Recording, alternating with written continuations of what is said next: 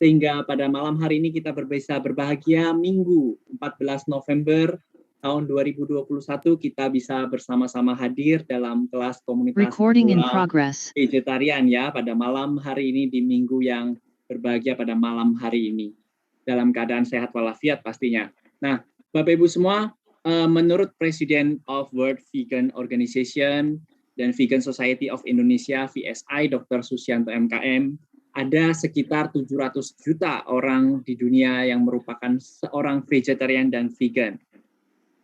Nah, ada sih sebenarnya beberapa alasan khusus mengapa banyak orang di dunia memilih menjadi vegan, yaitu seseorang untuk menghindari konsumsi produk hewani dan beralih menerapkan pola makan berbasis nabati. Nah, untuk lebih luas lagi, vegan ini sebenarnya banyak aspek ya Bapak Ibu. Jadi pada malam hari ini dengan topik yang sangat menarik, The Power of Vegan, ya, ada pembahas tentang contoh kasus, tapi ini lebih banyak mengenai pola makan ya, pola makan berbasis nabati. Kalau kita berbicara mengenai vegan, Bapak Ibu, kesehatan merupakan alasan utama mengapa banyak orang di dunia memilih menjadi vegan, karena memang banyak bukti ilmiah bahwa vegan atau vegetarian itu bisa lebih mencegah penyakit degeneratif seperti jantung, hipertensi maupun kanker. Nah, bahkan masyarakat di negara maju, misalnya Eropa, Amerika, biasanya memiliki tingkat kepedulian yang lebih tinggi terhadap lingkungan, penyebab atau kontributor terbesar terkait dengan global warming.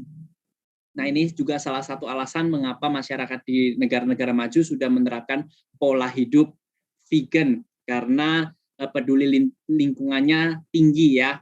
Bahkan laporan dari WHO, Lembaga Makanan dan Pertanian Amerika, 80% kontribusi pemanasan global itu berasal dari peternakan, ya, jadi dari hewani. Nah, vegan atau vegetarian yang sudah menerapkan pola makan berbasis nabati sejak dahulu kala biasanya identik dengan ajaran agama atau kepercayaan tertentu. Namun saat ini agama bukan menjadi salah satu-satunya alasan seseorang beralih menjadi vegetarian atau vegan. Ia menganggap vegan sudah menjadi hal umum yang biasa diterapkan oleh siapa saja. Nah, di lain itu banyak orang beralih dari non-vegan menjadi vegan karena adanya isu eksploitasi hewan. Nah, beberapa orang menganggap bahwa hewan termasuk makhluk hidup yang memiliki hak untuk hidup. Selain itu, tidak sedikit vegan menganggap bahwa membunuh hewan dan menjadikannya sajian untuk makan adalah hal yang salah. Terlebih, beberapa vegan menganggap bahwa hewan ternak justru menjalani kehidupan yang singkat dan menyedihkan. Nah, untuk menghindari isu eksploitasi hewan bagi vegan ini, beberapa orang kemudian mencegah kekejaman tersebut dengan menjauhkan diri dari semua produk hewani dan menjadi seorang vegan. Bahkan semakin banyak public figure di dunia yang menjadi vegan dan membuat efek positif terhadap para penggemarnya. Makin banyak juga public figure dan membuat pengikutnya penasaran, apa sih itu vegan, kenapa seorang public figure juga bisa menjadi seorang vegan. Karena orang lebih banyak aware dan speak up mengenai animal cruelty, ya, dan banyak hal juga mengenai environment dan perubahan iklim. Nah, Bapak Ibu semua, pada malam hari ini berbahagia sekali kita kedatangan seorang dokter ya sebagai pembicara sekaligus narasumber yang akan membahas topik yang sangat menarik pastinya, The Power of Vegan, yang nanti akan banyak membahas contoh kasus.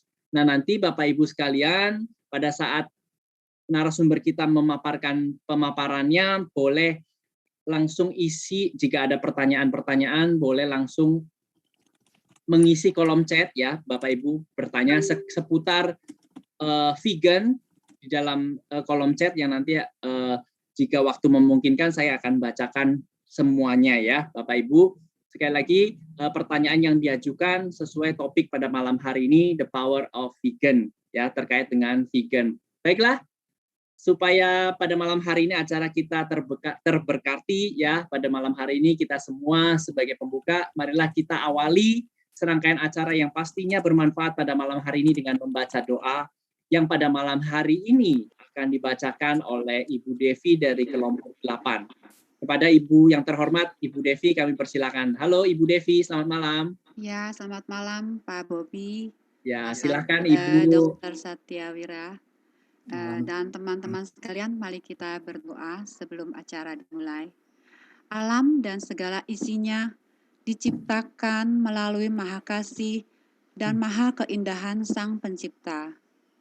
Kami menghargai kehidupan kami juga akan menghargai kehidupan makhluk lain. Kami mencintai kehidupan kami juga akan mencintai kehidupan makhluk lain. Kami melindungi kehidupan kami juga akan melindungi kehidupan makhluk lain. Dengan bervegetaris, berarti kita hidup harmonis dengan semua makhluk dan alam. Semoga manusia dan makhluk lain hidup dalam kebahagiaan, keharmonisan, dan kerukunan bersama. Terima kasih. Baik, terima kasih Ibu Devi. Semoga doa pada malam hari ini ya membuat semuanya harmonis dan rukun bersama menjadi seorang vegetarian atau vegan pada malam hari ini. Nah, baik Bapak Ibu, sesaat lagi kita akan mendengarkan pemaparan mengenai topik pada malam hari ini, The Power of Vegan. Nah, pada malam hari ini kita kedatangan Dr. Satyawira Aryawanteng, ya. Beliau sebagai General Practitioner, praktisi vegan sejak tahun 2009 ya, vegetarian sejak tahun 1998. Beliau telah memperoleh sertifikat Lymphology Institute of Thailand ya.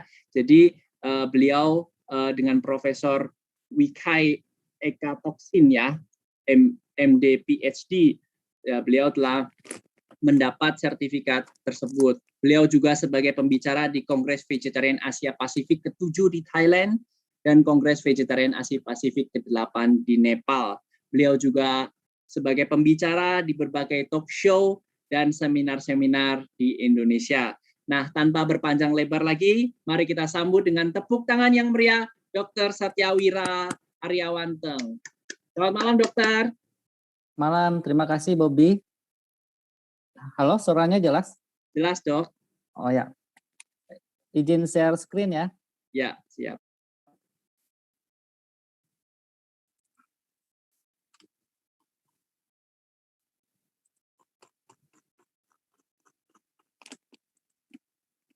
Baik, yang saya hormati Bapak-Bapak, Ibu-Ibu, Saudara sekalian, semuanya selamat malam. Apa kabar? Semoga sehat dan bahagia. Terima kasih telah hadir meluangkan waktu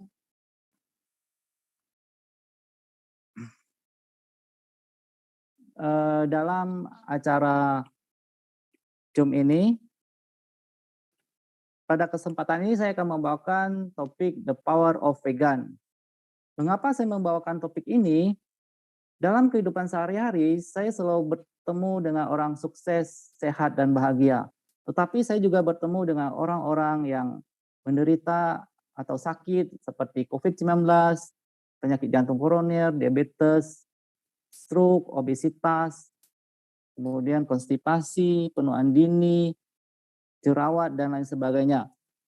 Saya berharap suatu saat dapat menemukan cara bagaimana mencegah bahkan memulihkan penyakit-penyakit tersebut. Kemudian saya mendalami pola makan nabati atau vegan dan mengikuti pendidikan kedokteran. Ternyata dengan pola hidup sehat dan pola makan nabati bisa mencegah bahkan memulihkan penyakit tersebut.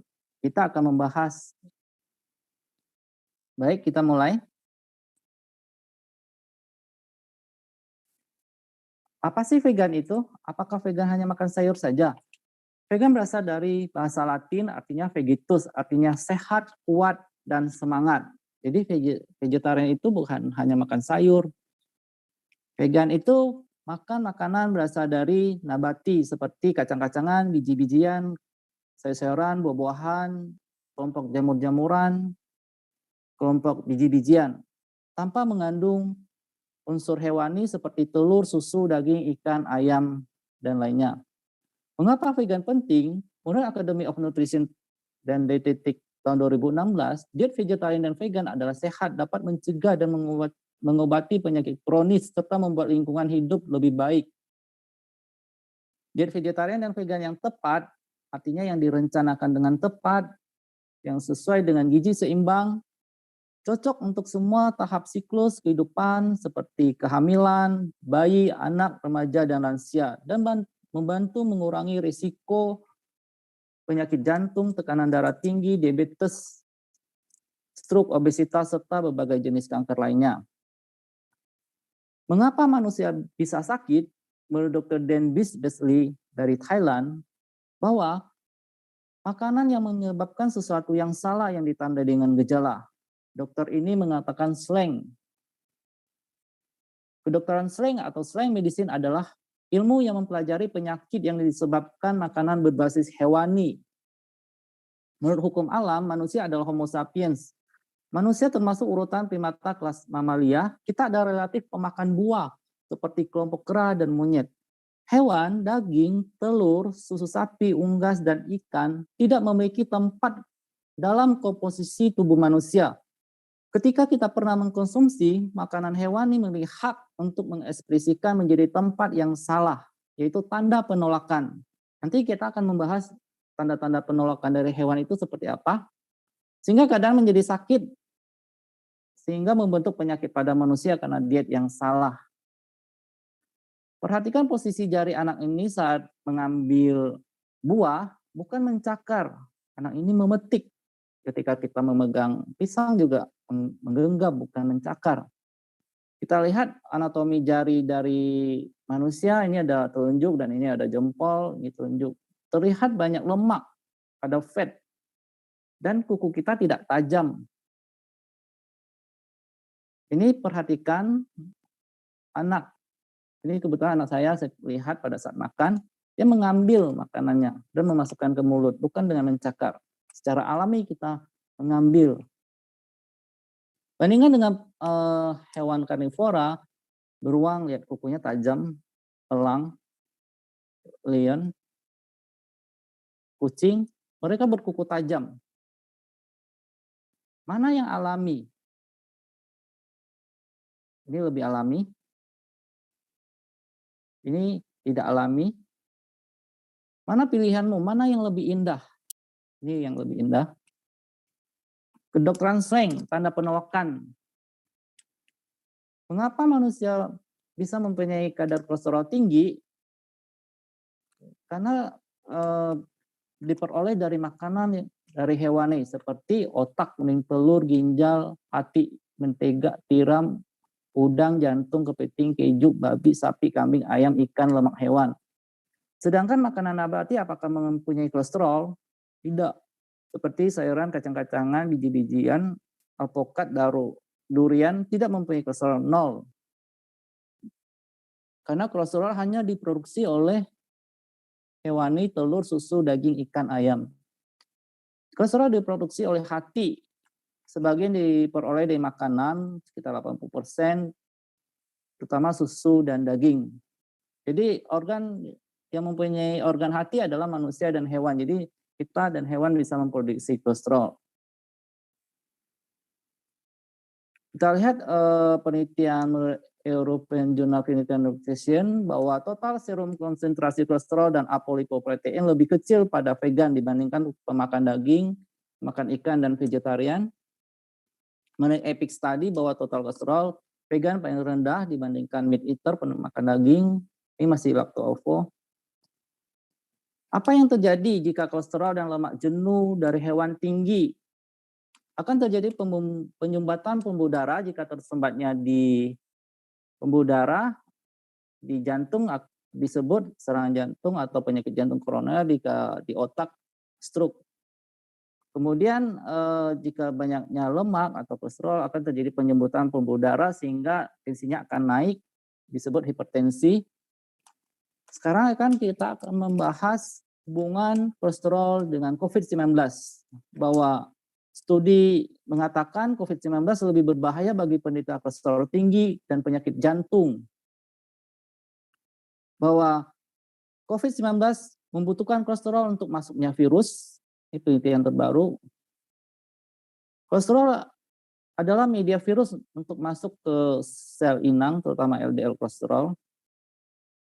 Kita lihat COVID-19 untuk masuk ke dalam sel butuh media kolesterol. Ini adalah COVID-19, sel dari virus COVID-19.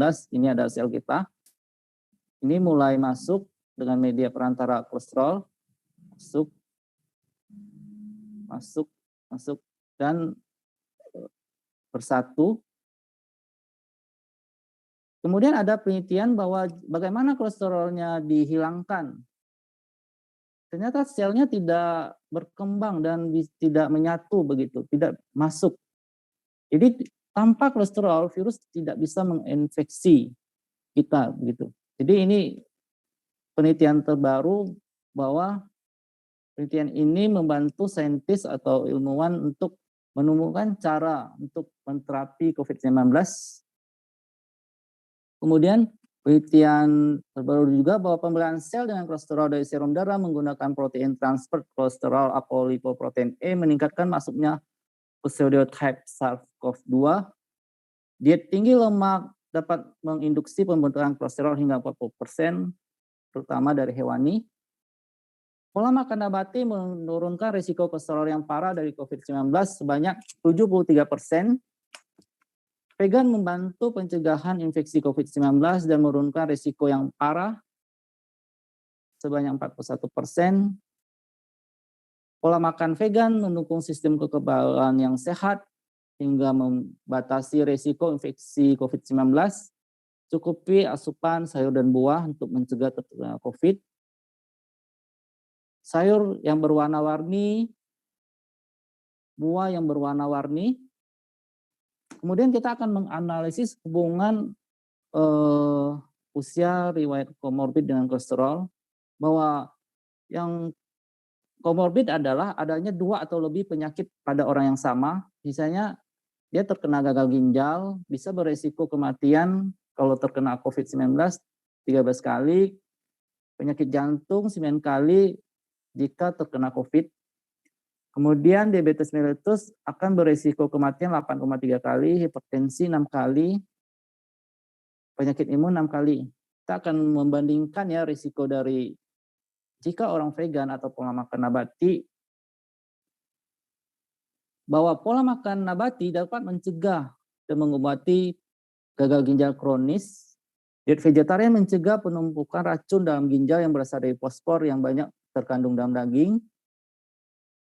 Kemudian clinical medicine bahwa terapi nutrisi untuk penderita penyakit ginjal kronis bukan dialisis, melainkan diet rendah protein sebagai obat. Dengan diet pola makan nabati dapat meningkatkan serat, menurunkan fosfor, meningkatkan vitamin, meningkatkan antioksidan, menurunkan sodium, menurunkan nitrogen, menurunkan lemak jenuh, kemudian dapat meningkatkan fungsi dari metabolisme. Tadi kan kalau terkena orang yang mempunyai penyakit jantung koroner, risiko kematiannya 9 kali. Ternyata pada vegan, risiko terkena penyakit jantung koroner hanya 14%. Yang masih makan telur, susu 39%, pemakan daging 50%. Sedangkan orang yang masih makan daging sama merokok 70%. Kemudian jika orang yang terkena diabetes, risiko kematiannya lebih tinggi 8,3%, sedangkan orang vegan, risiko terkena diabetesnya lebih rendah, lihat vegan ini. Sedangkan pada meat eater lebih tinggi. Sehingga kita risiko kematian jika terkena COVID lebih rendah. Kemudian hipertensi pada vegan, pola makan nabati mengurangi risiko hipertensi sebanyak 63%. Pada meat eater lebih tinggi. Jadi orang yang vegan hipertensinya lebih sedikit.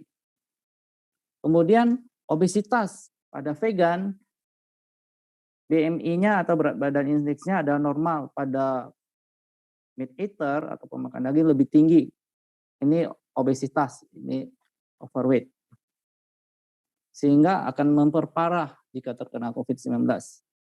Perbanyak buah dan sayur, hindari daging untuk COVID-19. Contoh kasus slang medicine atau tanda penolakan.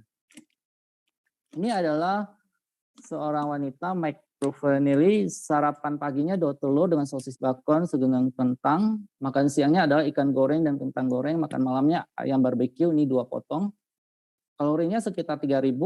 Lihat, lingkar pinggangnya selebar 2,4 meter, beratnya 190 kilo. Tuh, lingkar pinggangnya bisa menutupi 4 orang. Lihat badannya, apakah sama? Kemudian orang yang sering makan chicken butt atau pantat ayam, lihat badannya, apakah mirip? Ini, apakah mirip? Apakah mirip? Mengapa demikian? Karena DNA adalah molekul yang hidup. We are what we eat. Kemudian contoh kasus The Power of Vegan. Selama ini kita hanya lihat penelitian. Pada kesempatan ini kita akan sama-sama belajar. Ternyata vegan itu bisa mencegah bahkan mengobati penyakit.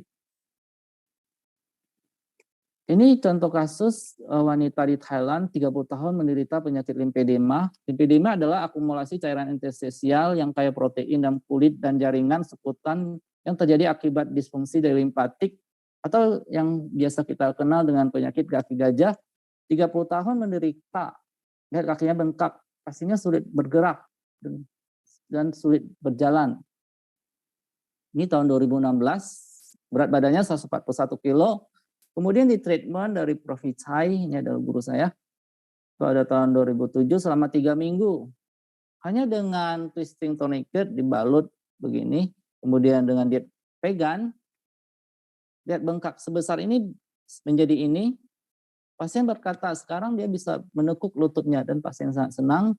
Kemudian home terapi selama 1 bulan, pasiennya sudah bisa berjalan dan pasien sangat senang.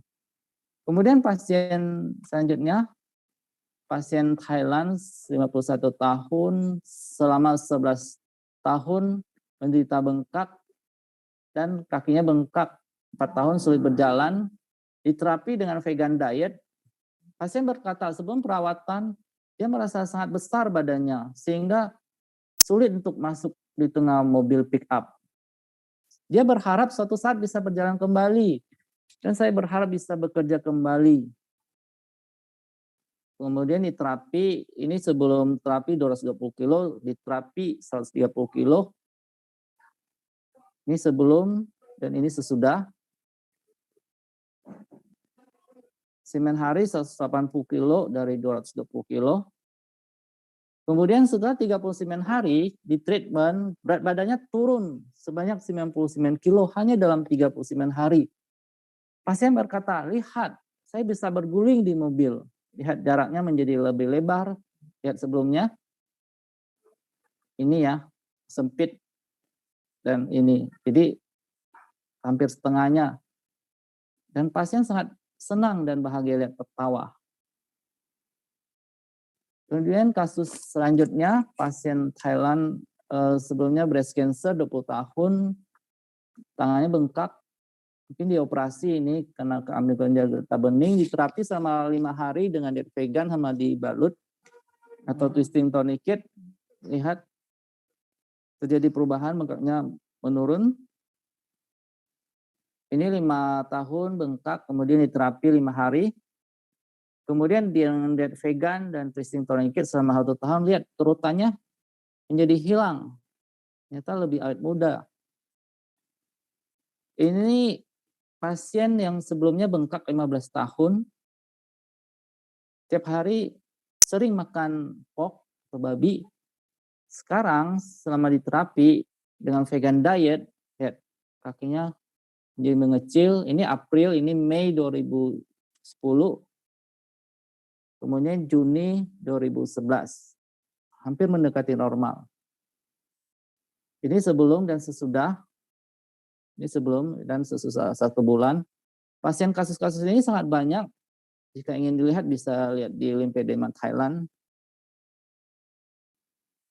Kemudian kasus granulomatosis, penyakit kulit, kemerahan ruam berbentuk cincin. Ini diterapi setelah 10 hari dengan vegan diet. dan di twisting tourniquet.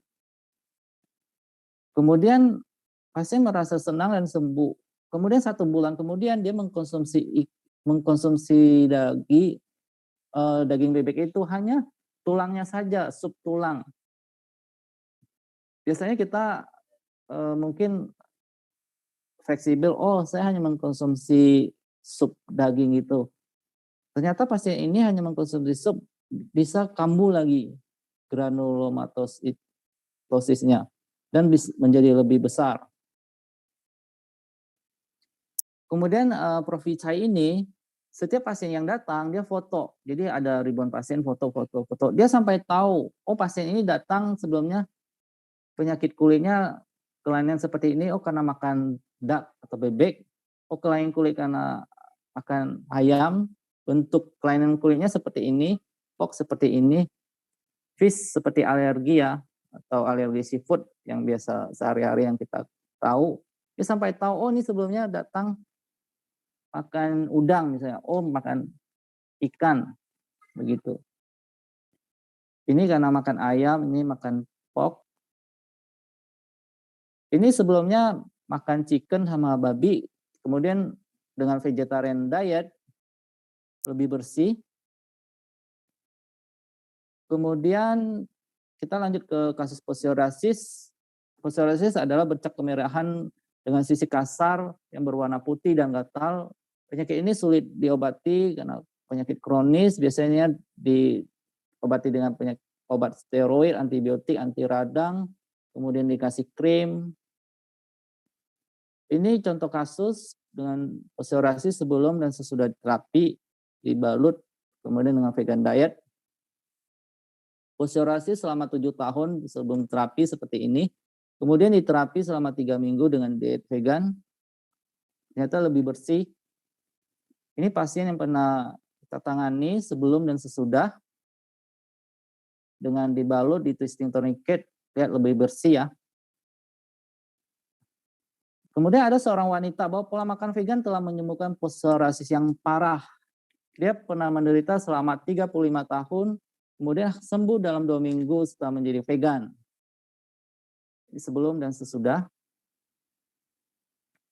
Psoriasis menurut kedokteran barat tidak bisa diterapi, tapi dengan ilmu vegan, dengan sayur dan buah sebagai antiinflamasi dapat mencegah bahkan treatment autoimun disease seperti artritis, psoriasis. Karena diet vegan membantu penderita meredakan gejalanya, karena sayur dan buah mengandung banyak potasium. Kemudian kasus selanjutnya, wanita ini menyembuhkan jerawat dengan pola makan nabati yang utuh. Pasien jerawatnya sudah 5 tahun yang lalu, kemudian sudah berobat ke profesional, sudah dikasih krim, tindakan, dikasih obat minum. Tidak ada yang benar berhasil berulang-ulang.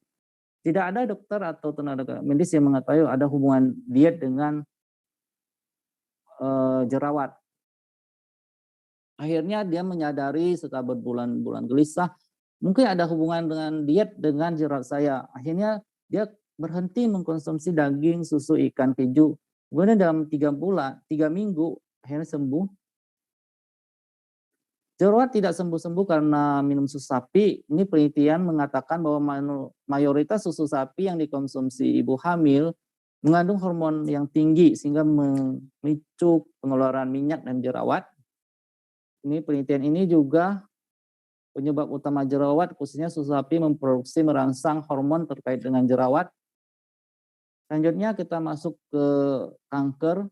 Menurut jurnal AJCN tahun 2014 bahwa vegetarian atau vegan sedikit resikonya dibandingkan pemakan daging sama yang masih makan ikan. Yang dapat meningkatkan prostat kanker adalah 2 gelas susu sapi meningkatkan 60%, protein hewani 32%, suplemen kalsium 400 mg suplemen 51%. Yang dapat meningkatkan kanker kolorektum bahwa alkohol, daging yang diproses atau daging merah meningkatkan risiko kanker kolon, kanker rektum. Peminum susu yang terbanyak di Amerika Kanada, negara maju yang lainnya, Switzerland, insiden prostatnya lebih besar dibandingkan negara Thailand, India, Jepang, Asia lainnya, dan China. Kemudian diet rendah daging mengurangi risiko kanker usus dan rektum. Kita lihat negara maju, insiden dari kanker kolonnya lebih besar. Kemudian yang membantu mengurangi risiko breast cancer adalah sayuran hijau, yang banyak sayur, karotenoid seperti wortel, umbi-umbian, kedelai yang alami, kemudian produk dari tomat. Kemudian yang dapat meningkatkan kanker ada Western diet. Makan telur berhubungan dengan kanker, bahwa mengkonsumsi 2,5 telur per minggu dapat meningkatkan 81% kanker prostat. Bahwa penelitian ini mengatakan vegan memiliki 16% penurunan risiko dari semua kanker, pada wanita vegan memiliki penurunan 34% dari kanker payudara, ovarium, dan rahim. WHO mempublikasikan bahwa merokok dan daging olahan seperti zat penyebab kanker yang tertinggi kelima. Lanjut kita kasus neurofibroma pada lengan kanan. Pasien ini telah diperiksa 3 rumah sakit dan dokter mengatakan tumornya harus dibedah. Tumornya di lengan. Pasiennya sulit menggerakkan lengannya dan besar dan sulit menekuk sikunya. Kemudian operasi pertama 2010 bulan Juli didiagnosa adalah suspek neurofibrosarcoma at right cubital fossa. Neurofibroma adalah pertumbuhan tumor pada jaringan saraf. Tumornya biasanya jinak, tapi bisa menjadi ganas atau kanker. Kalau oma itu jinak, kalau sarkoma ganas. Kemudian 1 minggu setelah operasi pertama, lihat hasilnya. 1 bulan setelah operasi pertama, pasiennya makan daging dan ikan lagi, tumor tumbuh dengan cepat, mulai tumbuh. Kemudian 5 bulan setelah operasi pertama, operasi kedua lagi, ini operasi kedua, di PA ya, dilihat di lab, kemudian suspek neurofibrosarcoma atau tumor ganas. Dan 5 bulan setelah operasi kedua menjadi besar. Ini 1 tahun sebelum dan sesudah. Dalam 1 tahun bisa menjadi besar. Jadi dari jinak menjadi ganas. Karena dari makan daging dan ikan bisa menjadi ganas begini. Kemudian kita lihat perkembangan dari kanker kasus payudara. Sebelumnya hanya benjolan kecil. Ketika 6 bulan kemudian benjolan bertambah. Hanya diprovokasi dari makan ikan. Kemudian dia diet vegan. Benjolannya tidak bertambah. Tumornya jadi seperti tidur. Akhirnya tetapi pasiennya masih makan daging dan ikan lagi, akhirnya menjadi ganas. Fish consumption promote recurrence of breast cancer. Jadi makan ikan dapat membuat kanker payudaranya kambuh. Ini contoh kasus. Ini menurut Prof. Hicai bahwa dengan maintenance vegan dan pola makan nabati dapat membuat sel kanker itu tidur, membuat selnya menjadi retraksi atau tidak berkembang, bahkan mengecil dengan nutrisin strategi untuk melawan sel kanker. Karena sel tumor kanker dapat membelah dengan kolesterol dan tidak dapat membelah tanpa kolesterol. Kolesterol itu suplainya atau bersumber hanya dari protein hewani. Ini penelitian Lipid and Health and Disease tahun 2014 bahwa tumor atau LDL dapat meningkatkan proliferasi dari sel kanker, terutama bersumber dari hewani, LDL kolesterol. Menurut penelitian Women Health Initiative, bahwa dengan diet fat 20%, makan sayur, buah, dan grains dapat menurunkan risiko kanker payudara sebanyak 9%. Bahwa berat badan berlebih, makan tinggi lemak, rendah serat, menurunkan fungsi dari estrogen, sehingga meningkatkan risiko dari breast cancer. Jadi untuk meningkatkan survival atau usia harapan hidup dari kanker, menurunkan berat badan meningkatkan survival, menurunkan diet lemak meningkatkan survival, makan sayur buah, olahraga meningkatkan survival, makan kedelai meningkatkan survival. Rahasia awet muda dan panjang umur. Why not? Vegan 12 tahun, vegetarian 22 tahun, vegan 11 tahun. Apakah awet muda? Berapa menurut Bapak Ibu umur kami? Usia di KTP hampir 40 tahun. Vegetarian hidup lebih lama. Pada laki-laki bisa lebih dari hidupnya rata-rata 83 tahun dibandingkan dengan non-vegetarian 73 tahun. 10 tahun lebih banyak. Pada wanita 6 tahun lebih banyak dibandingkan dengan non-vegetarian. Menurut penelitian dari Jerman bahwa vegetarian pada pria mengurangi risiko kematian dini hingga 50%, pada wanita 30% mengurangi risiko kematian dini. Sekarang kita lihat suku Hunza, tinggalnya di pegunungan, hidupnya sangat happy dengan udara yang segar, air yang bersih, dan mereka bercocok tanam tanpa pestisida, menanam umbi, biji, kacang, sayur, dan buah, dan mereka masak secara alami.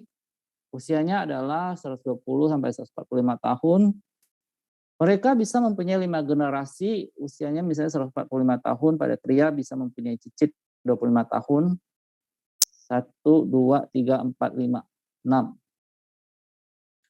Kemudian American Heart Journal menyatakan bahwa di sana tidak menunjukkan penyakit jantung koroner, penyakit darah tinggi, penyakit tingginya kolesterol.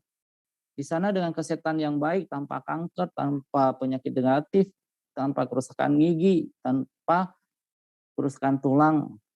Dengan kesehatan yang baik, usianya rata-rata 120-140 tahun.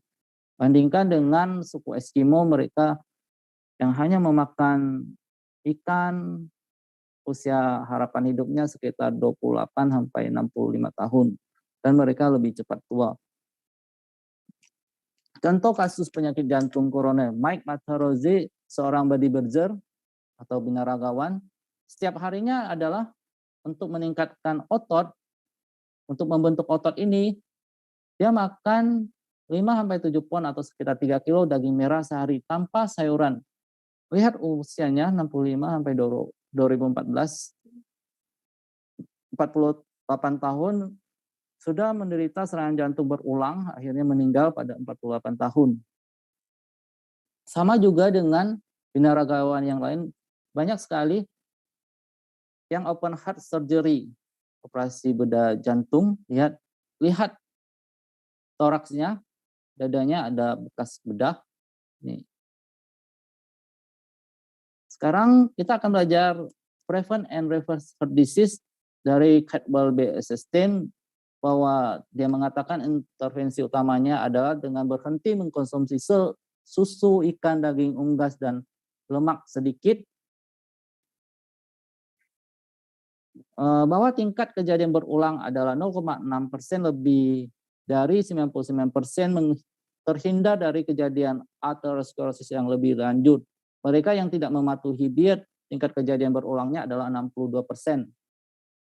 Ini menurut Dr. Cadwell Esselstyn, sebelum dan sesudah selama 60 bulan hanya dengan diet vegan, ini terjadi penyumbatan, sedangkan setelah 60 bulan sumbatannya hilang. Ini angiografi, terjadi sumbatan di arteri jantung, sedangkan pada gambar ini sumbatannya hilang selama 3 tahun dengan diet vegan. Sekarang kita akan belajar dengan Dr. Dean Ornish, reversing heart disease dengan diet. Bahwa Dean Ornish mengatakan bahwa penyakit jantung dapat disembuhkan tanpa obat-obatan. Biasanya orang yang terkena penyakit jantung koroner Dia akan minum obat darah tinggi, obat kolesterol. Kemudian biasanya akan dipasang pen, akan dipasang stent. Apakah akan berulang kalau pola hidup pola makannya tidak benar? Dengan penelitian ini selama 1 tahun dengan a low fat vegetarian diet, olahraga tanpa merokok, stress management, kita akan membahas lebih dalam. Jadi a low fat vegetarian diet ini bisa juga untuk penyakit diabetes, obesitas, penyakit jantung koroner, hampir sama terapinya. Berapa banyak lemak yang kita makan, ada 10% dari total kalori atau fat. Biasanya orang yang normal itu biasanya 20-30%, misalnya balita butuh lemak, kita boleh makan lemak. Tapi orang yang sudah terkena jantung, stroke, obesitas, diabetes, lemaknya harus sedikit, 10% untuk memulihkan. Jadi menurut penelitian ini bahwa lemak jenuh akan meningkatkan 18% resiko terkena penyakit jantung. Kita lihat fat pada animal base, telur dan susu, natural fat yang warna hijau, ini lebih dari 10%. Chicken, pork lebih dari 10%. Lemak, termasuk lemak nabati, kita juga harus kurangi seperti minyak kelapa sawit. Jadi kita pilih lemak yang di bawah 10% seperti canola, sunflower oil. Ini jika kita mau menterapi orang yang sudah sakit. Tapi orang yang sehat makan lemak seperti biasa 2-5 sendok per hari, sekitar 20-30%. Ini pada buah nut and seed. Kemudian kolesterol di bawah 10 mg. Telur tinggi, pork, chicken, fish. Jadi harus di bawah 10. Kalau kita vegan atau pola makan nabati, vegan full 100%, jadi kita source kolesterolnya bisa 0. Ini dari susu milk reguler, susunya cukup tinggi ini, kolesterolnya cukup tinggi. Apa yang dimakan? Kita memilih pola makan nabati yang utuh, bisa dari beras coklat, kacang-kacangan, biji-bijian, barley, lentil, atau makanan yang ada di daerah kita, misalnya kacang merah, kacang hijau, kacang tanah, beras merah, beras coklat, gitu. Untuk sumber proteinnya. Yang lainnya sama, sayur, buah. Jadi hasil dari penelitian Dan Onis ini, kolesterolnya turun 24%, LDL-nya turun, weight-nya, berat badannya turun. Dan penyakitnya pulih 82%. Journal of American College tahun 2014, bahwasanya jantung 86% dapat dicegah dengan vegan, tidak merokok, tidak minum alkohol, dan berolahraga. Ini tadi sudah kita bahas. Sejak kapan pencegahan penyakit jantung? Penyakit jantung sudah harus dicegah sejak 50 tahun sebelum terjadi. Mengapa demikian? Kita lihat pembentukan aterosklerosis. Ini adalah post dekade, jadi 10 tahun pertama. Jadi mulai 2 tahun itu mulai terjadi penyumbatan pembuluh darah. Ini 20 tahun, ini 30 tahun, ini 40 tahun. Biasanya 40 tahun itu sudah akan tersumbat. Jadi orang sakit jantung itu tidak tiba-tiba, oh dia makan lemak, naik dan terjadi kolesterol. Jadi terjadi penyumbatan yang lama, sedikit demi sedikit. Begitu. Untuk mencegah dan memulihkan penyakit jantung, kita memilih pola makan makanan nabati, sedikit atau hindari yang terlalu asin, terlalu manis, produk yang diolah. Kemudian makan kacang-kacangan, avoid, hindari lemak jenuh sama yang digoreng, makanan yang di trans fat, makan lemak jenuh dari hewani. Jika kita vegan, kita butuh makanan bersumber dari vitamin B12 yang bersumber dari tempe, rumput laut, atau fortifikasi. Kemudian kita akan membahas diabetes. Dulu orang takut makan nasi karena diabetes. Apakah benar? Apakah penyebab diabetes itu dari nasi? Kita belajar dari Jepang bahwa nasi adalah makanan utama di Jepang, seperti di tempat kita juga, di Indonesia. Diabetes prevalen di Jepang umur 40 tahun pada tahun 80 ada 1-5%. Kemudian karena pola makan barat masuk ke Jepang pada tahun 90 seperti fried chicken, hamburger, keju. Jadi lemaknya naik. Kemudian penurunan dari karbohidrat seperti nasi. Diabetes prevalen di Jepang pada tahun 80 hanya 1-5%, tetapi pada tahun 90 naik 2 kali lipat, 11-12%. Tidak ada perbedaan genetik secara substansial selama 10 tahun ini. Perubahan hanya pola makan yang berbasis nasi ke pola makan barat. Overweight-nya naik, kemudian diabetes kita akan membahas pada saat ini diabetes tipe 2 karena selnya bisa memproduksi insulin tapi tidak bisa bekerja dengan baik. Insulin diproduksi dari pankreas. Apa yang terjadi pada diabetes? Ketika kita makan karbohidrat seperti nasi, kentang, ubi, jagung, singkong, mie, gula, akan diproses menjadi glukosa. Kemudian akan masuk ke dalam sel. Selnya bisa sel otak, jantung, hati, mata agar kita bisa melihat, jantung bisa berdetak. Jadi untuk masuknya glukosa ke dalam sel butuh hormon insulin. Hormon insulin itu ibaratkan kunci. Jadi kunci membuka, kemudian glukosanya baru bisa masuk. Apa yang terjadi pada diabetes tipe 2? Jadi kunci ini sulit membuka karena banyak lemak dan protein hewani. Jadi menurut Dr. Bernard, bahwa animal fat and protein dapat mengintervensi respon insulin. Disebut juga insulin resistensi, tetapi pada protein nabati tidak mengintervensi hormon insulin ini. Jadi bagaimana memulihkan diabetes? Jadi lemaknya harus dibersihkan dengan pola makan nabati. Jadi lemak dan protein hewani bisa hilang, kemudian kuncinya bisa berfungsi dan glukosanya bisa masuk dengan normal. Kalau banyak lemak, glukosanya akan beredar di darah. Kalau kita cek di darah, akan tinggi gulanya.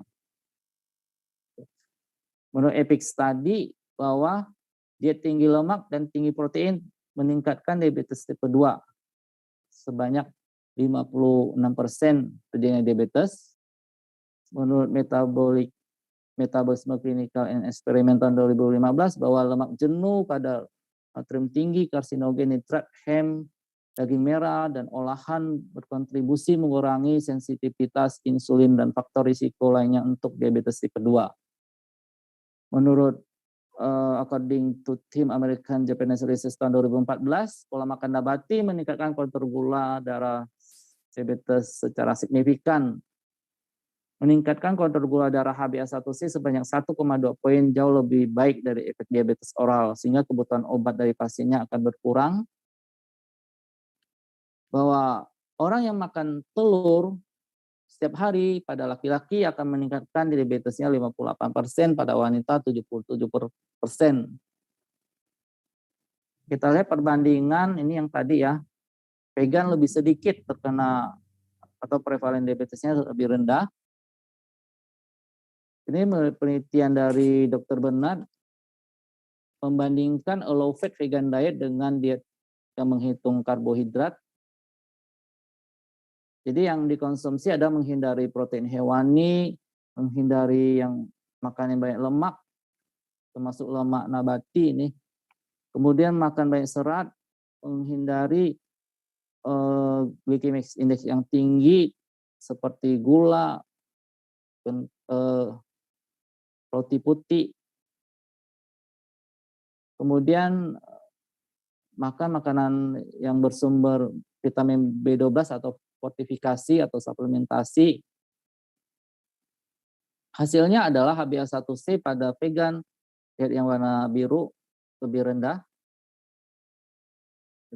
Ini lebih rendah. HbA1c-nya turun. Sekarang kita masuk ke obesity.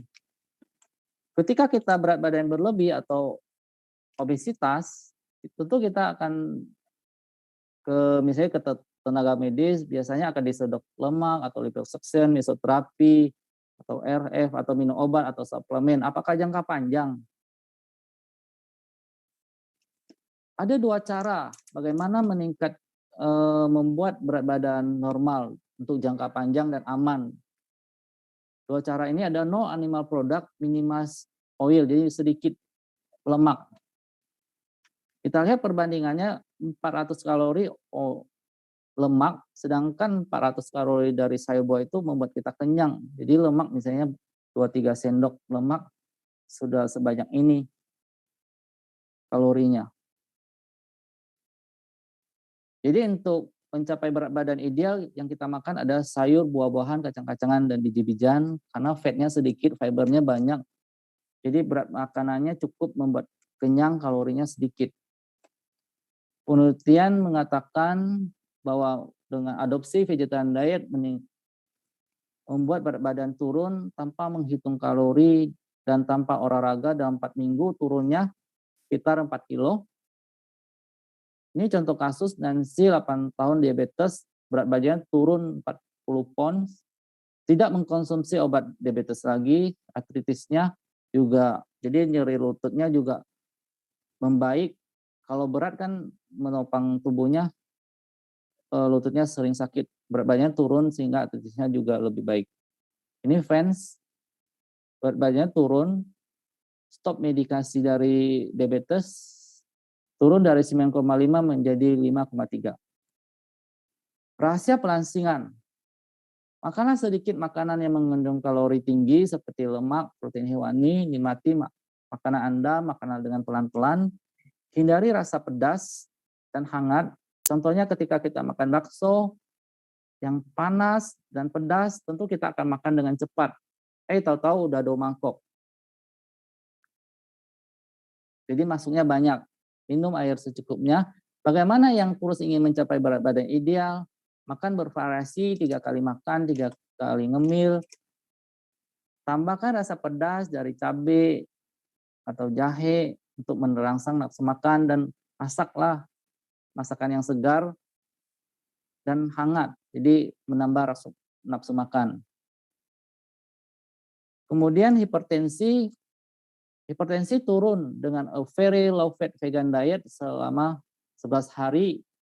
Misalnya dari 140 turun, yang 140 ini 17 dan di bawahnya turun 13. Hanya dengan very low fat vegan diet. Ini yang tadi sudah kita bahas. Vegan lebih sedikit resikonya terkena hipertensi. Selanjutnya kita menuju ke osteoporosis. Menurut Dr. Prof. Colin Campbell di China Study, bahwa penduduk China yang banyak mengkonsumsi sayur, buah, kacang, biji-bijian kasus osteoporosisnya rendah, sedangkan penduduk Amerika yang banyak mengkonsumsi protein hewani kaya dengan kalsium kasus osteoporosisnya tinggi.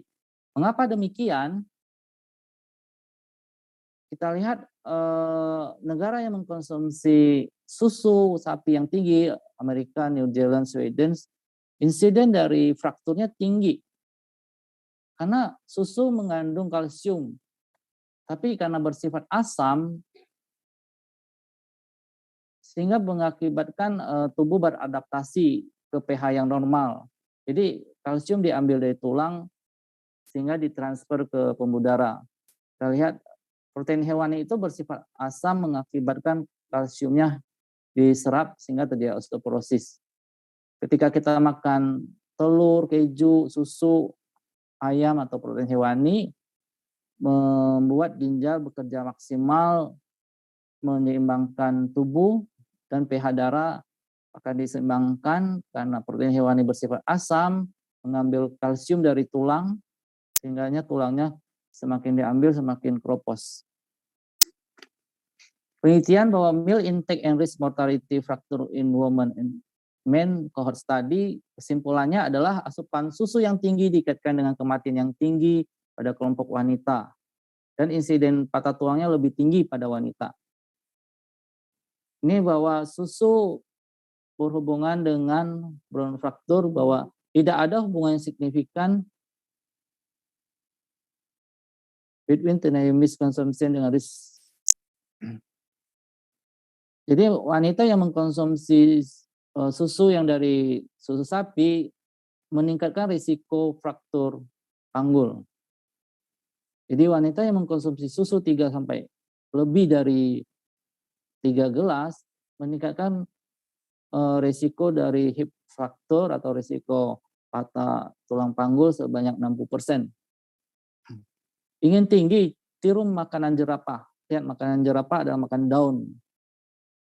Sayuran mempunyai kalsium yang tinggi. Ingin tinggi, makanlah sayuran yang hijau. Makhluk yang paling tinggi saat ini adalah jerapah, coba lihat. Dinosaurus juga ada makan nabati, plant eater. Badannya besar dan tinggi. Dari mana mendapatkan kalsium? Dari sayur-sayuran, kacang-kacangan, atau yang difortifikasi olahraga vitamin D. Sayuran hijau seperti sawi memiliki kalsium sebanyak 90 gram. Terdapat kandungan kalsium sebanyak 260 gram. Ini ada sumber kalsium dari nabati, dari sayur-sayuran seperti bayam, kacang-kacangan, kedelai, tahu, agar-agar. Susu sapi bernilai 118, 10 kali lipat lebih tinggi dari biji wijen. Agar-agar juga tinggi. Kemudian asam urat. Biasanya nyeri sendi di sendi-sendi kecil. Jadi banyak yang bertanya, dokter saya takut makan sayur dan kacang-kacangan bisa terkena asam urat. Kita lihat kelompok yang tinggi purin biasanya ada di otak, hati, jantung, kaldu daging, ikan kaleng, kerang. Jadi jika kita cek di lab, di darah terdapat asam urat tinggi, ya kita hindari makanan-makanan yang mengandung purin tinggi. Kemudian kandungan purin yang sedang dibatasi. Daging sapi, ikan, ayam, kacangnya nggak semua, nanti saya kasih tahu. Bayam dan singkong dan kangkung. Kalau kita cek, kita batasi. Jadi yang dibatasi ini yang boleh makan adalah nasi, ubi, singkong, jagung, singkong, sayur-sayuran, buah-buahan. Jadi kacang itu bisa dimakan seperti almond, walnut, garbanzo, peanut. Sebenarnya kecil, lebih tinggi di hewani tadi. Jadi ini yang dihindari, semuanya di hewani. Yang agak tinggi di nabati biasanya di jamur atau rumput laut. Baik, waktunya masih ada nggak, MC? Mungkin 2-3 menit lagi, Dok. Oh ya. Ya, terima kasih. Terus, udah mau habis. Bagaimana mengontrol gula darah, berat badan, tekanan darah tinggi, dan kolesterol dalam satu waktu? Ketika kita ke dokter, tentu kita akan dikasih obat gula, obat obesitas, obat darah tinggi, obat kolesterol, bisa 4 macam. Pilih obat yang banyak atau pola makan nabati. Pilih kacang atau pilih pills. Menurut Systematic Review and Meta-Analysis Cardiovascular Diagnosis dan Terapi tahun 2014 bahwa pola makan nabati meningkatkan kontrol gula darah, berat badan, tekanan darah tinggi, dan kolesterol dalam satu waktu. Tidak ada salah satu obat yang bisa melakukan seperti ini. Menurut ramalan Edison bahwa dokter masa depan tidak akan memberikan obat, tetapi lebih memperhatikan pasiennya dalam perawatan manusia seutuhnya dalam diet, mengatasi penyebab dan mencegah penyakit. Biarkan makanan menjadi obatmu dan obat menjadi makananmu. Resep masa depan adalah plant-based diet. Dokter akan meresepkan makanan, sayur, buah, kacang-kacangan, biji-bijian untuk mencegah bahkan memulihkan penyakit. Ketika kita ditanya, ketika ada yang penyakit jantung koroner, stroke, kanker, kolesterol, asam urat, hipertensi, diabetes, osteoporosis, konstipasi, jerawat, obesitas, penuaan dini, apa yang kita katakan? Pola makan nabati atau vegan dan pola hidup sehat akan mengurangi risiko-risiko penyakit ini. Dengan pola makan nabati atau vegan, penyakit dapat kita cegah Kalau sudah sakit bisa kita pulihkan. Pemulihan dan pencegahan jangka panjang, jika sudah pulih tidak perlu minum obat seumur hidup, tetap terkontrol, bebas komplikasi, dan bebas menyantap makanan-makanan yang sehat. Ini referensi bisa baca dari buku-buku ini. Terakhir, bagaimana menjadi vegan yang sehat dan benar? Jadi karbohidrat lebih dari 5 porsi, dari kacang-kacangan, padi-padian, vitamin dan mineral lebih dari 3 porsi, protein 2 porsi, lemak, gula, garam sedikit. Kita tetap mengikuti tumpeng gizi seimbang dari Depkes Gizi, ini karbohidrat, sayur dan buah. Yang perbedaan adalah kita tidak mengkonsumsi protein hewani, yang kita konsumsi adalah protein nabati. Sekian, terima kasih, semoga bermanfaat. Baik, terima kasih Dr. Satya. Pastinya bermanfaat bagi para peserta pada malam hari ini, Dok.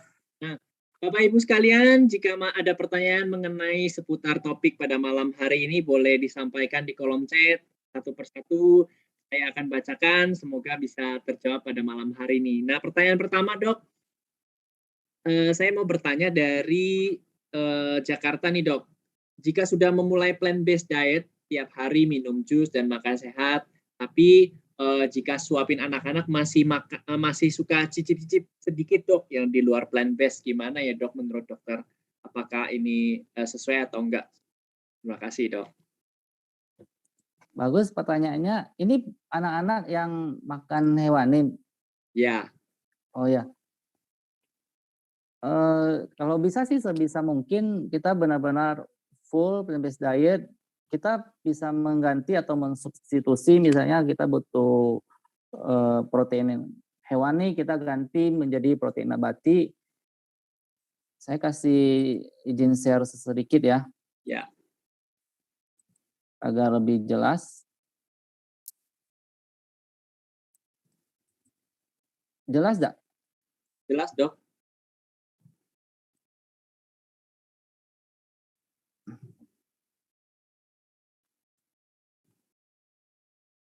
Jadi ini contoh makanan nabati. Sebenarnya sederhana, ada karbohidrat seperti nasi, umbi-umbian, ada sayur, buah, ada kacang. Kemudian kita makan 3 macam buah yang berbeda, satu, bervariasi ganti-ganti. Makan nabati, ini contohnya nasi atau beras coklat, ditabur biji-bijian, wijen, misalnya bok choy sebagai kalsium, ini ada proteinnya. Kemudian bisa diganti dari yang ada di kita aja, yang ada di Indonesia, bisa kacang merah, kacang hijau, kacang tanah, kedelai, kacang hitam, dan kacang-kacang yang lainnya yang ada di lokal setempat. Kemudian ada sayur dan buah. Jadi ketika ingin makan protein hewani, kita ubah ke protein nabati begitu. Misalnya ketika ingin makan hamburger, kita cari hamburger yang dari nabati. Ketika ingin makan ayam, kita ganti ke protein nabati, bisa dari ayam dari nabati, misalnya begitu. Kita substitusi begitu. Jadi kita ajarin anak-anak untuk full 100%. Lebih baik sih begitu. Ya, terima kasih, Dok. Dan berikutnya, Dok, apakah benar ini masih seputar anak-anak, baby itu belum butuh serat, Dok? Iya, kalau prinsipnya kita tetap mengikuti pedoman gizi seimbang. Yang paling banyak itu kan karbohidrat kalau buat anak-anak. Kemudian sayur dan buah itu kan 2-3 porsi, lebih dari 3 porsi. Kemudian proteinnya 2 porsi kan. Lemak, gula, garam kalau buat anak-anak sih lemak tidak dibatasi karena dia masih membutuhkan lemak begitu. Kita tetap mengikuti pedoman gizi seimbang dari Depkes sih, cuman kita tidak mengkonsumsi hewani begitu. Intinya makan bervariasi, seimbang, ganti-ganti begitu tiap hari. Kita tidak kurang gizi sih. Ya, sehat bergizi ya pastinya, Dok, makannya ya dengan pola makan berbasis nabati. Nah, pertanyaan berikutnya, Dok. Tolong nanya, Dok, mertua saya sudah vegan selama 25 tahun lebih, tapi kolesterolnya masih tinggi dan asam uratnya di angka 10,5. Kenapa ya dok? Dan gimana cara penyembuhannya? Terima kasih. Ya, kalau kolesterol kan biasanya diproduksi oleh tubuh kita sendiri 80%. Biasanya juga bersumber dari protein hewani. Kalau benar-benar vegan biasanya sih harusnya tidak naik banyak begitu. Mungkin lemaknya dikurangi, benar-benar diminimalis. Kalau biasanya yang masih orang vegan masih terkena asam urat, biasanya sering makan kaki jamur atau jamur hyoco atau makan rumput laut. Begitu, itu yang agak tinggi yang benar-benar yang harus dibatasi. Paling yang di sayuran ya bayam, emping, melinjo, itu yang agak tinggi. Paling kalau memang dicek di darah tinggi ya kita hindari makanan-makanan tersebut. Begitu, Bobby. Ya, jadi maksudnya dokter ada beberapa makanan walaupun basis nabati tapi tetap harus ada batasnya ya dok, tidak terlalu banyak ya untuk mencegah Ya, tadi asam urat. yang agak tinggi di jamur-jamuran, rumput laut begitu yang agak tinggi. Ya, baik. Semoga menjawab pertanyaannya. Ya. Pertanyaan selanjutnya, saya mau tanya dok, untuk meningkatkan HB darah atau membuat HB lebih stabil, sayuran atau buah apa yang harus banyak dikonsumsi? Terima kasih. Izin share ya, biar Ya. lebih jelas.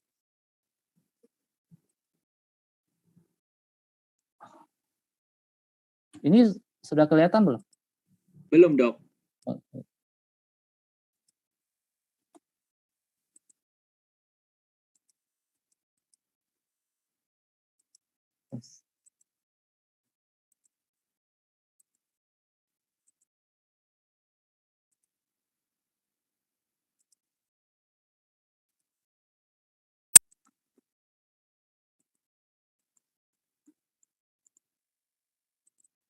Kandungan yang meningkatkan zat besi atau HB biasanya yang cukup tinggi di bayam, tempe, ini penyerapannya cukup bagus.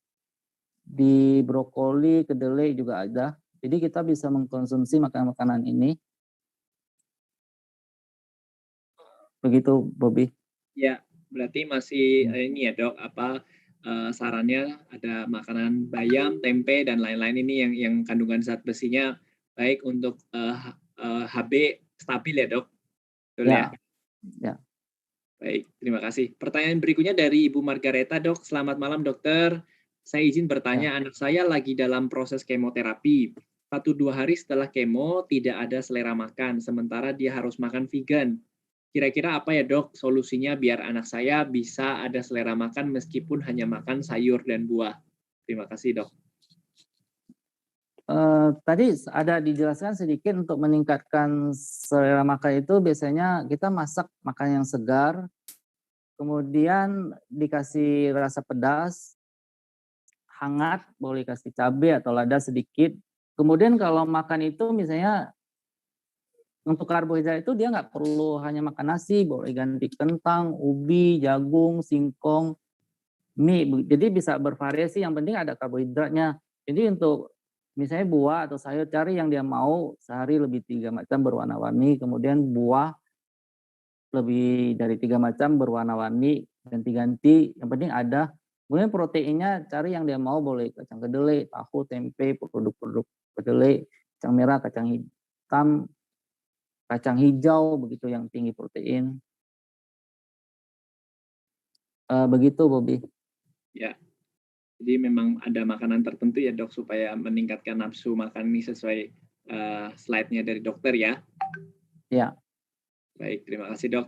Pertanyaan selanjutnya dari Ibu Silvi, mau nanya dok, berapa lama seorang vegan bisa membuat benjolan di payudara mengecil? Karena saya perhatikan ada yang vegan ketat, tapi benjolan tetap membesar. Mohon penjelasannya dok.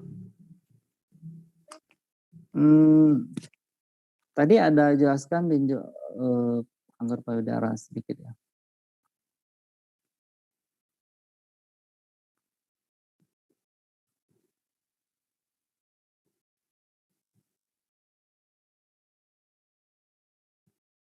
Biasanya benjolan timbul itu karena kita lihat benjolan itu tumor jinak atau tumor ganas. Kalau tumor jinak kan biasanya biasanya dibedah begitu. Kalau tumor ganas itu biasanya membelah cepat dan membesar cepat.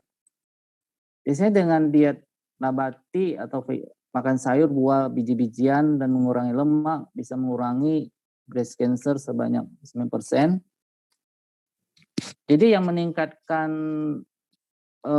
tumor menjadi ganas itu biasanya high fat, makanan tinggi lemak, sama sedikit serat, sama berat badannya lebih biasanya, sehingga mengganggu kerja dari hormon estrogen, menurunkan SBHG, sehingga meningkatkan risiko dari breast cancer.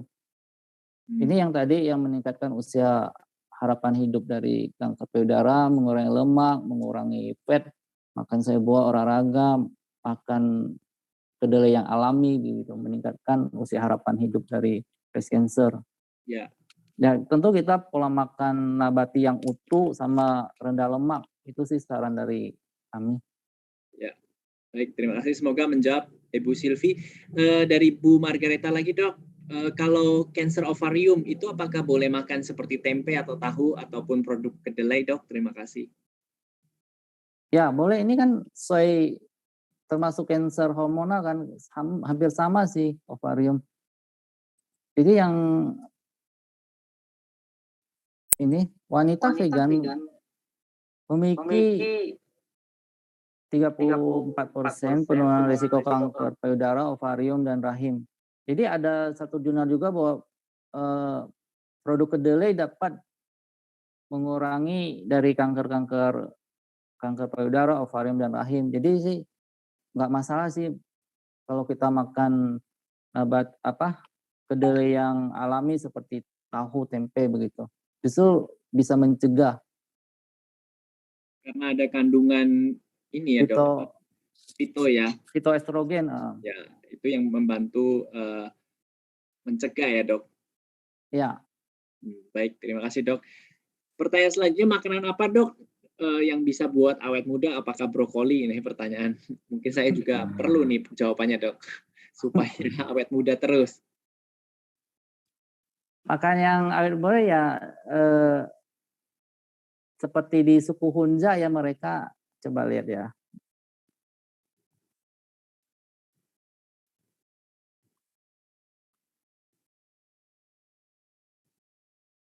Mereka makan umbi, biji-bijian, kacang-kacangan, sayur-sayuran, buah yang alami begitu, yang tidak banyak diproses. Itu adalah makanan-makanan yang awet muda. Jadi untuk membuat awet muda itu tidur harus cukup, pikiran harus bahagia, istirahat yang cukup. Kalau check up selama 6 bulan sekali, kalau sakit berobat begitu. Jadi bukan melulu masalah pola makan ya, Dok, tapi ya, lifestyle juga harus diimbangi juga ya, harus benar juga. Ya. Baik, terima kasih, Dok. Nah, Dok, kalau varises sendiri, Dok, bisa berkurang atau sembuh apakah dengan plant-based diet bisa berkurang atau sembuh, Dok, varises? Bagaimana penjelasannya? Terima kasih. Varises pelebaran pembuluh darah vena ya. Mungkin bisa, kalau ini sih tidak terlalu berhubungan sih, Bobby. Paling dengan ini membuat pembuluh darah kita menjadi lebih sehat sih, tidak ada penyumbatan pembuluh darah begitu dengan pola makan nabati. Iya. Baik, Dok. Pertanyaan selanjutnya, Dok. Ini teman saya vegan, tapi kaliumnya selalu rendah. Makanan apa yang bisa menaikkan kalium selain pisang dan air kelapa hijau? Karena selama ini makan pisang sampai sudah enek lihat pisangnya, Dok, untuk menaikkan kalium, tapi selalu rendah. Mungkin dokter bisa membantu menjelaskan. Terima kasih. Ya, kalau masih rendah kita butuh suplementasi sih, yang dari suplemen kita butuh sih untuk meningkatkan. Kalau memang tidak normal, perlu dibantu suplemen atau obat dulu sih. Kalau dengan buah tidak bisa menaikkan, disarankan suplementasi. Ditambah ya, Dok, dengan suplemen ya. Ya. Suplemen yang mengandung kalium juga ya, Dok, pastinya ya. Ya, betul. Supaya kaliumnya bisa stabil ya, nggak rendah gitu ya. Ya, pada saat kita sakit kita butuh obat, tapi kalau kita selama sehat kita lebih baik mencegah kan daripada mengobati. Ya. Kalau memang sakit ya memang butuh obat ya kita minum obat begitu. Nah, biasanya kalau sudah konsumsi banyak makanan yang mengandung kalium tapi selalu rendah itu ada potensi apa sih kalau boleh dibilang bocor gitu nggak sih dok kaliumnya dalam tanda kutip? Kenapa tetap rendah gitu walaupun sudah konsumsi Ya, makanan-makanan yang mengandung kalium tinggi ya? itu perlu pemeriksaan khusus sih, perlu diwawancara lebih dalam, perlu pemeriksaan fisik, kemudian perlu pemeriksaan lab. Kita cari tahu penyebabnya baru bisa tahu, oh ini kaliumnya rendah karena apa begitu. Jadi agak susah kalau lewat via ini. Jadi memang harus lebih detail ya dok? Harus periksa ke dokter sih baiknya. Harus periksa, bercerita kronologi mungkin ya, supaya bisa lebih tahu kenapa seperti itu penyebabnya ya kan, supaya bisa lebih tepat ya solusinya atau mungkin kesimpulannya. Nah, pertanyaan berikutnya dari Ibu Clara, untuk penderita miom apa yang harus dikonsumsi untuk mencegahnya bertambah besar, dok?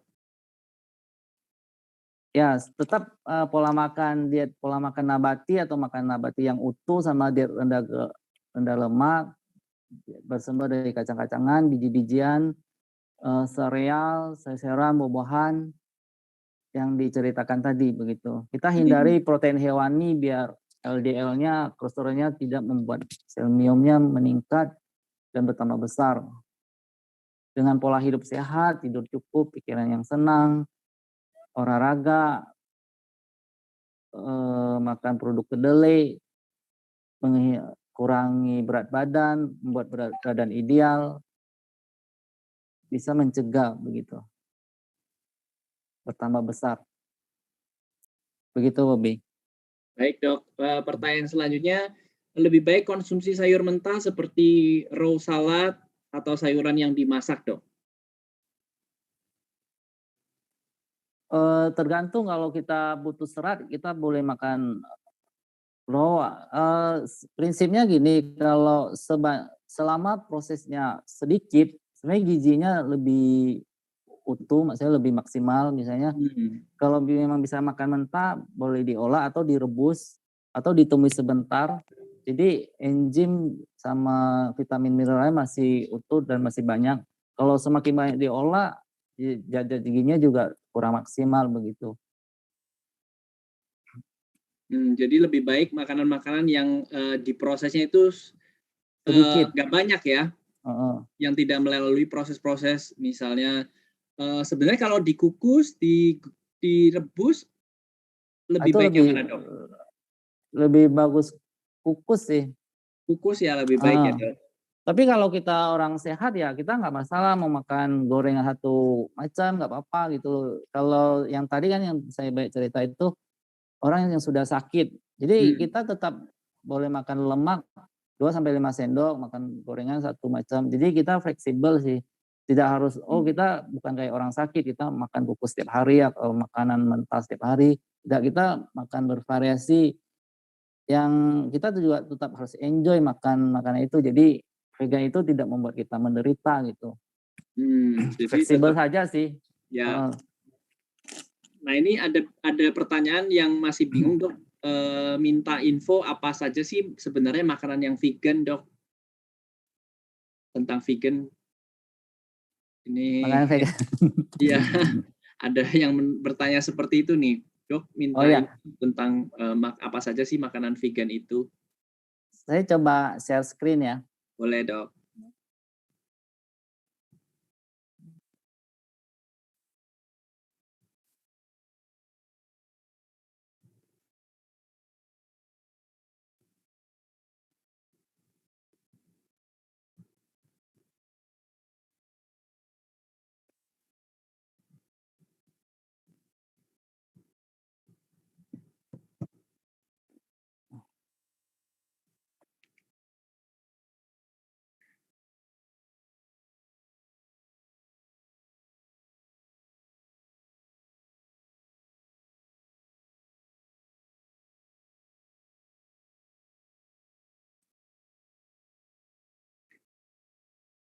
Nah, Bapak Ibu, sambil tunggu Dr. Satyawira untuk share screen, jika masih ada pertanyaan terkait dengan topik pada malam hari ini, boleh share di kolom chat untuk saya bacakan.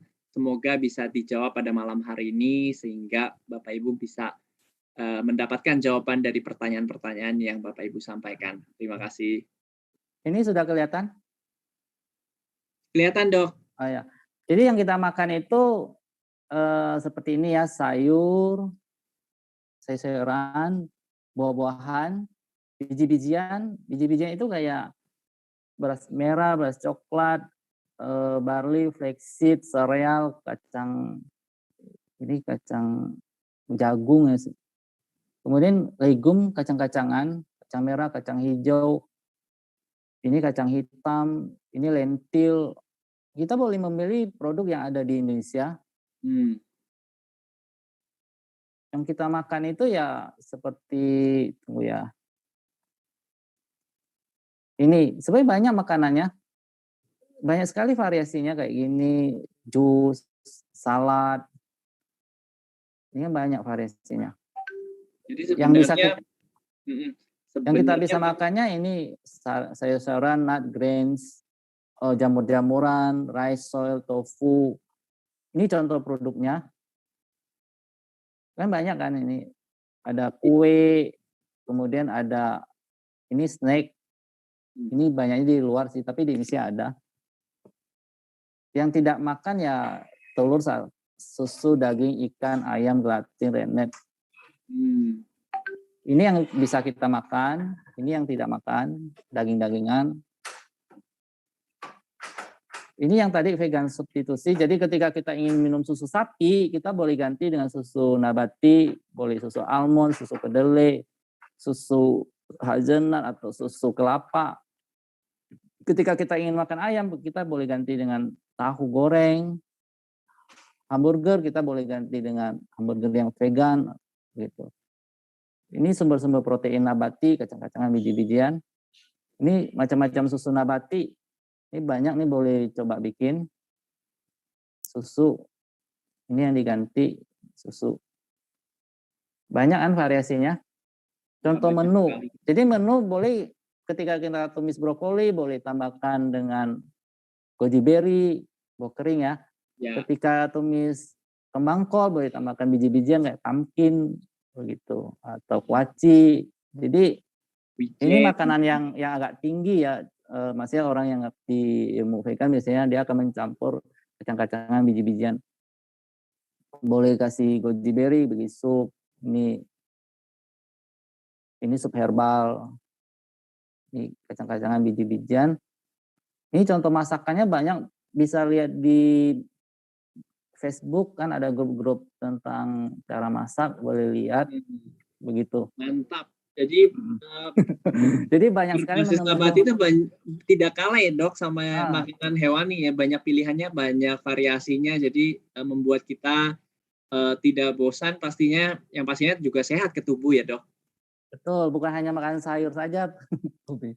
Jadi banyak variasi, lebih banyak dari makan hewani. Kan daging itu enak karena ada bumbu dari nabati, seperti bumbu-bumbu dapur kan dari nabati. Kalau kita cuma makan daging aja tentu orang kurang mau dan kurang enak biasanya. Yang pastinya jadi rasa enak itu dari nabati sih. Ya, yang sepertinya tadi dokter sampaikan bahwa bukan cuma ini ya, tapi diolahnya dengan proses yang sesingkat-singkatnya gitu ya, tidak panjang gitu ya Dok. Ya, itu lebih maksimal gizinya. Ya, supaya gizinya lebih maksimal, betul Dok. Nah, pertanyaan berikutnya dari makanan-makanan yang tadi Dok, yang dokter sampaikan, makanan apa sih yang untuk menaikkan trombosit Dok? Trombosit biasanya dari jambu, dari kalau ini dari jambu biji merah, jambu biji ya. Biasanya dari angkak, itu seperti biji-bijian angkak sih, itu yang saya tahu sih. Yang berwarna merah ya. Ya baik.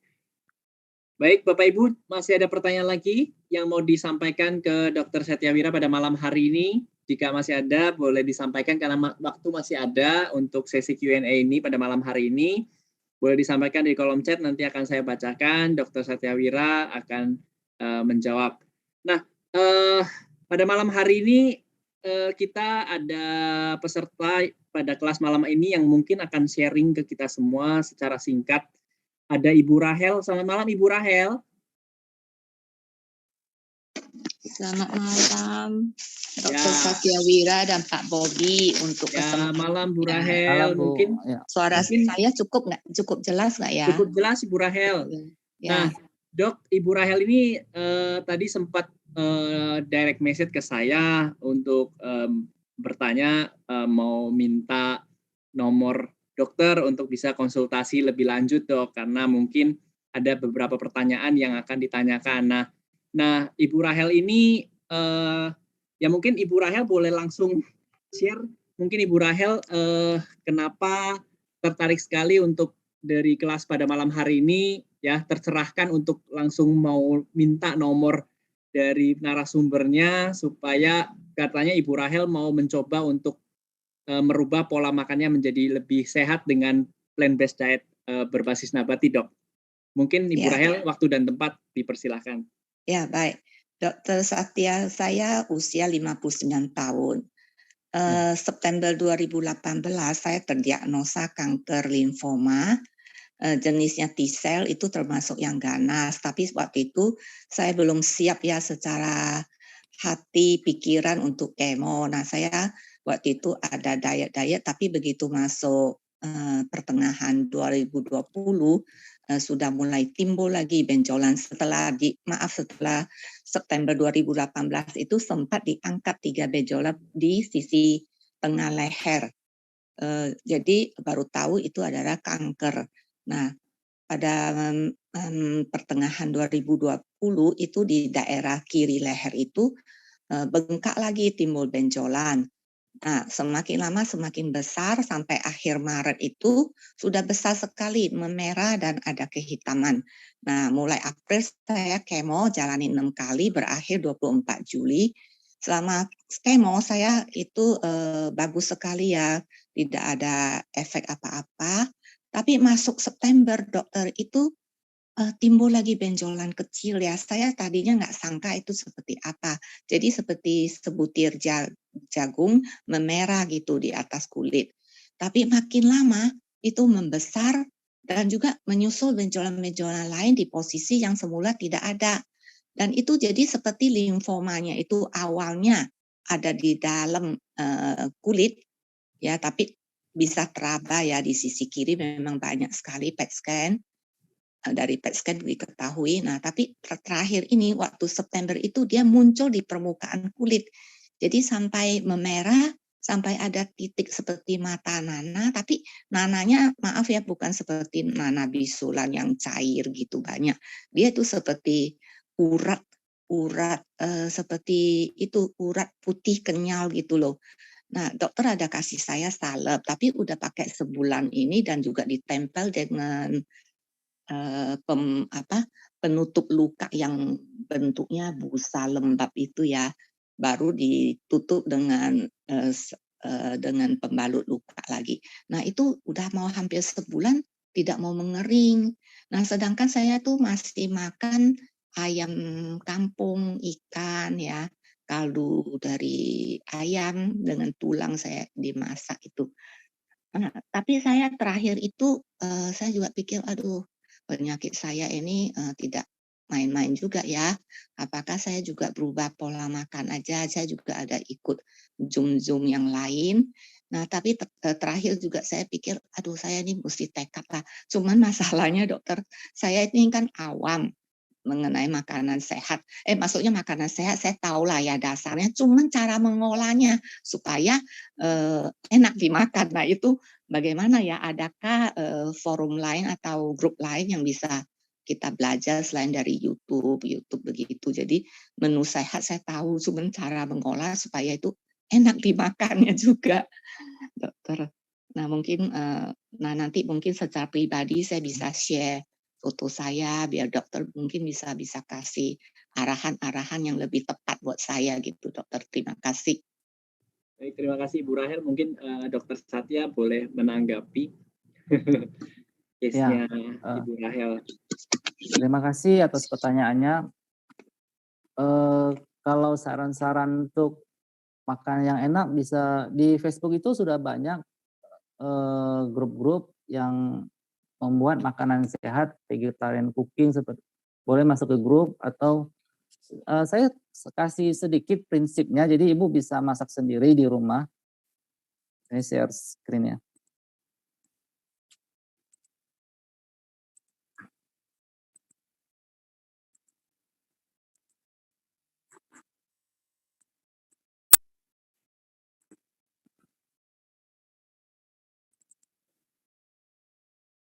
Jadi prinsip menghidangkan makanan yang sehat, masaklah dengan hati yang bahagia, gembira, dan sukacita. Jadi saat masak itu gembira, kalau sedih kadang-kadang yang makan juga akan menjadi sedih begitu. Mengandung semua unsur gizi, jadi Ibu boleh masak kukus, misalnya kukus ubi, kukus singkong, itu karbohidrat kan nggak harus makan nasi kan. Jadi boleh nasi, kentang, ubi, boleh kukus jagung begitu sebagai sumber karbohidrat atau sumber energi.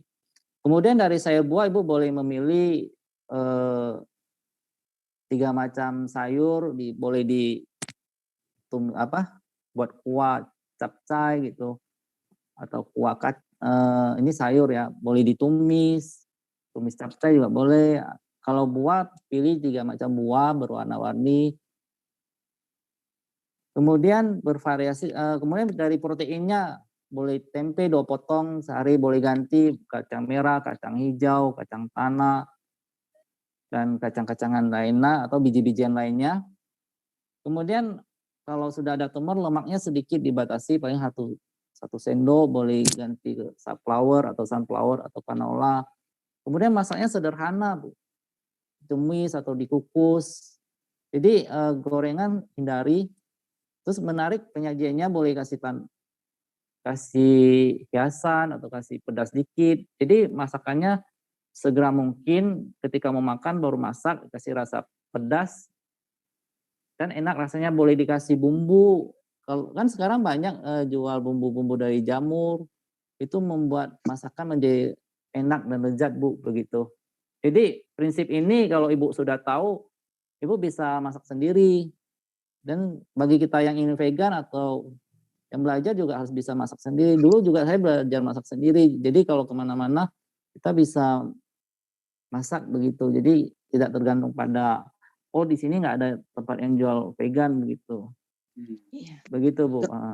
Iya, dokter, kalau kayak seperti untuk penyedap nutrisional yeastnya itu boleh nggak ya pakai untuk boleh, orang Bu, cancer? itu banyak vitamin B12 itu. Oh, boleh, Bu. ya.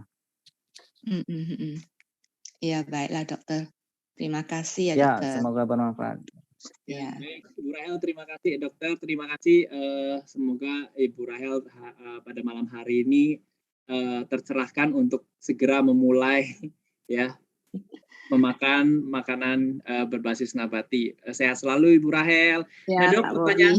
pertanyaan terakhir, Dok, pada malam hari ini, apakah asam urat di bawah angka standar rendah itu berbahaya, Dok? Nah, lalu jika berbahaya, makanan nabati apa yang untuk menaikkan asam urat? Terima kasih, Dok. Tidak berbahaya sih, justru itu orang maunya normal atau di bawah normal nggak masalah sih. Daripada tinggi, orang lebih berisiko nyeri atau sakit di sendi-sendi begitu. Jadi tidak berbahaya, nggak masalah. Jadi memang tidak berbahaya ya. Baik, terima kasih, Dok. Pertanyaan tadi menutup serangkaian sesi Q&A tanya jawab kita pada malam hari ini. Nah, Bapak Ibu sekalian, kita lanjut acara pada malam hari ini dengan informasi program acara minggu depan tanggal 21 November. Nah, saya sampai sudah belepotan ngomongnya ya.